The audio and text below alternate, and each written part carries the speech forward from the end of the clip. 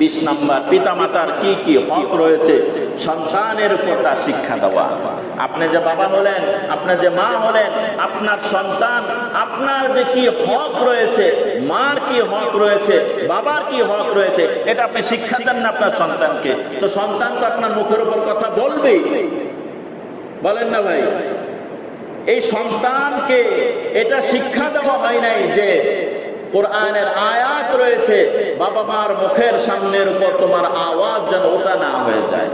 وَقَضَى رَبُّكَ أَلَّا تَعْبُدُوا إِلَّا إِيَّاهُ وَبِالْوَالِدَيْنِ إِحْسَانًا إِمَّا يَبْلُغَنَّ أَحَدُهُمَا الْكِبَرَ أَحَدُهُمَا فَلَا تَقُل لَّهُمَا أُفٍّ। এখানে যে পিতামাতা যদি বৃদ্ধ হয়ে যায় তখন তাদের মুখের উপর, জবানের উপর উচ্চ আওয়াজে কথা বলো না, এটা কোরআনে শিক্ষা রয়েছে। ফালা তাকুল লাহুমা উফিউ ওয়ালা তানহারহুমা ওয়া কুল লাহুমা কাওলান কারীমা। তাদের কথার অবাধ্য হয়ো না আর নম্রতার সাথে আব্বা আম্মার সাথে কথা বলো, এটা তো কোরআনেই আছে। তো আমি এমন বাবা আর এমন মা হলাম, আমি আমার সন্তানকে শিক্ষা দেই নাই, তো সন্তান তো এই শিক্ষা কোরআন থেকেও পাই নাই, বাবা মার কাছ থেকেও পাই নাই।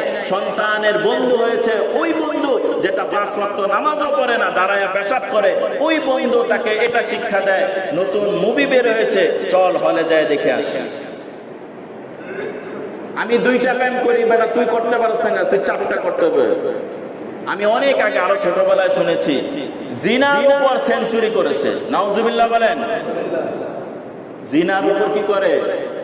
তাহলে কোন সমাজে বাস করছি? তাহলে সন্তানকে এই শিক্ষাও দেওয়া যে বাবা মার কি হক রয়েছে, এই হক গুলো ধরে ধরে হাতে কলমে শিক্ষা দেওয়া।